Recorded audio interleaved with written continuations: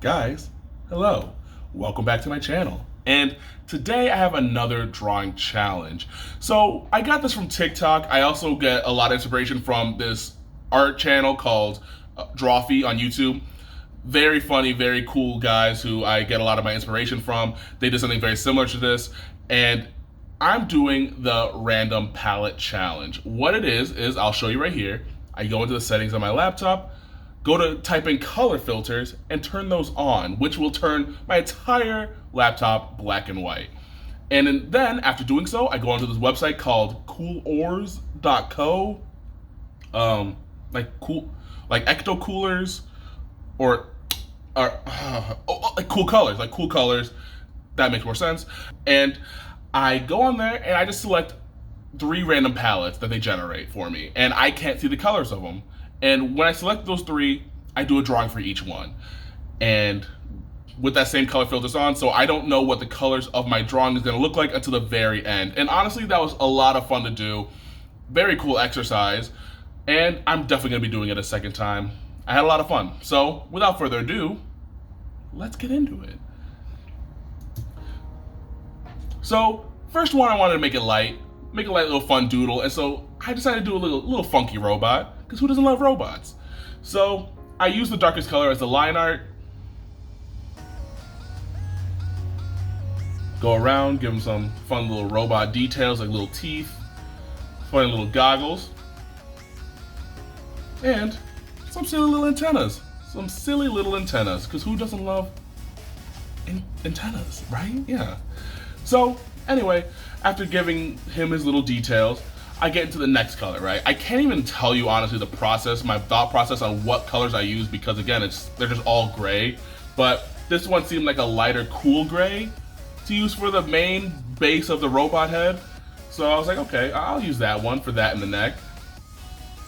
And then I use the darker colors to add a little bit of an accent, like, with the antennas, his teeth, and then, the eyes or / goggles and whatnot.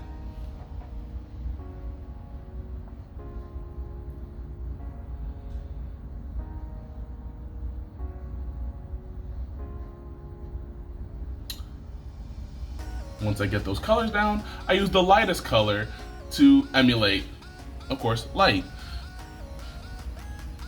Add a little shine, and then darkest colors for the darks. And as you can see, I don't use my opacity trick where I just turn the transparency down. I instead use thin hashing to emulate the shadows, because I wanted the colors to speak for themselves rather than toning them down in any way. But after doing so, here comes the final results. And honestly, I was super happy with how this turned out. It was a color palette that I would have never thought to use, so in doing so, I was just really happy with the results. Alright, next up, palette 2. This one I decided to draw a bear, which, as you can see from these first sketches, I clearly don't know what a bear looks like. So give me a second, because what is that? Alright, once I finish Googling what a bear looks like, I get into the line art. Now this line art, I make it different than the robot. The robot was much more bolder, strong lines. This one I wanted to make him, make the bear look a little bit fuzzy, Who doesn't like a fuzzy bear? And so, after doing so, I get into her nose and those big old nostrils. Now this palette was a little bit different, because in the robot, you could tell that there was a very big difference, like contrasting between the colors. This one was a little bit more subtle. So it was a little bit harder to make sure I differentiated the colors, but I still had a lot of fun doing so. So after I color in the eyes, I color in the overall head. And I do a different color for the snout. And now I get into the detailing of the lighting, which again, I'm using the light colors, but different from the robot, more hashing. I'm highlighting separate hairs to make sure it still looks nice and hairy like a bear should. Giving her little shadows as well, using the darker colors. And I put some details in the eyes.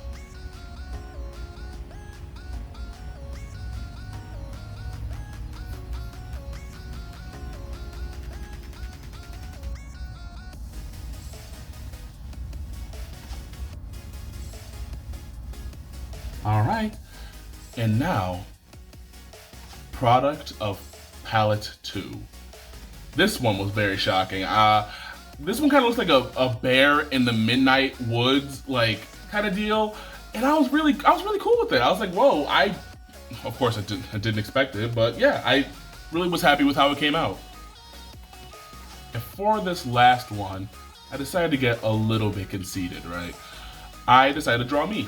And so I just opened up my camera, took a couple good looks at me, and just got to work with the head structure and overall just, head parts.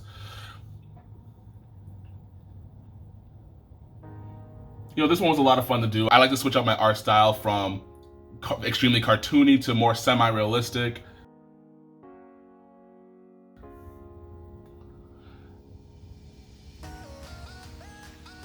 Now, for this one, I wanted to do a different line art than I did for the last two.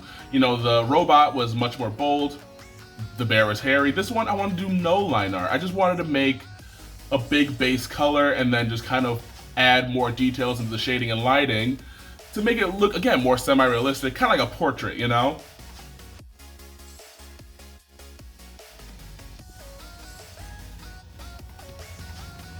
I'm just detailing my hair and using that same hair color for my eyebrows and the light color for my eyes.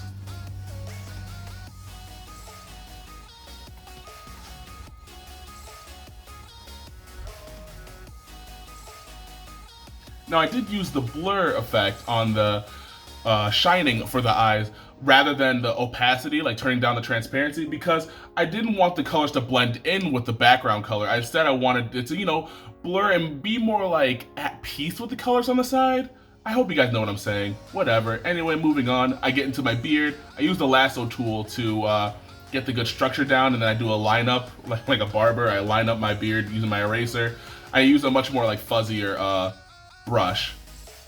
And then I get into my lips. I do, of course, have two-tone lips. And so then I get into trying to find a good tone for them. As you see, I'm kind of playing around with the color, and that one I decided to settle with my darker upper lip. And now I'm getting into more of the lighting, right? I clearly mess up there, but instead, I don't want to make the lighting like too crazy, because then the colors, I don't know what color I'm using, right? I don't want to take over the colors. So instead I use very thin hashing for the line art, for the lines of the lighting, So you see, I use my thin lines on the nose, over my forehead and my hair, my ear, because I don't want to, take away too much of the color.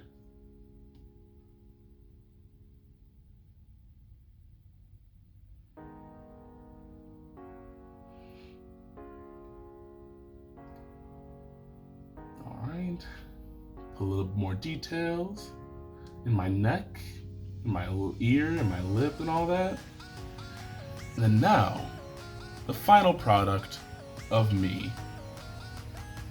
And let me tell you, not gonna lie, a little bit disappointed. I'm not trying to put words in you guys' heads. I hope you guys like it, but me personally, I was hoping it was gonna be a much more different palette. But I mean, this one kind of still just looks like what I look like. It's a much more brown palette.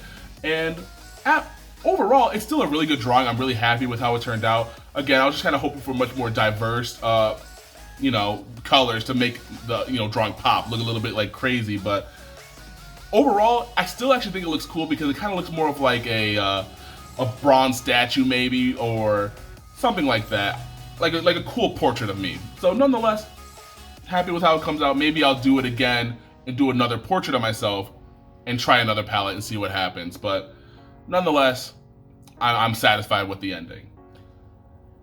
And guys, that is gonna do it for this random palette challenge. Yeah, I'm absolutely gonna do this again, because it was really fun, as I said, like a really fun exercise. And yeah, let me know if there's any drawings that you want me to do in the palette challenge. Like maybe you want to see me draw like a Pokemon in a random palette, or this, or you. Who knows? Just ask. Throw it in the comments. We'll make something work. I promise. And speaking of the comments, let me know if there's any other drawings that you want to see me do, maybe any other challenges you may have seen, or anything you want to see on this channel overall. I'm all ears. All right, guys, that's gonna do it for this video. And I hope you guys have a great rest of your day. And I will see you all in my next video. Right? You're gonna be there, right? Okay. Just making sure. Alright, bye guys.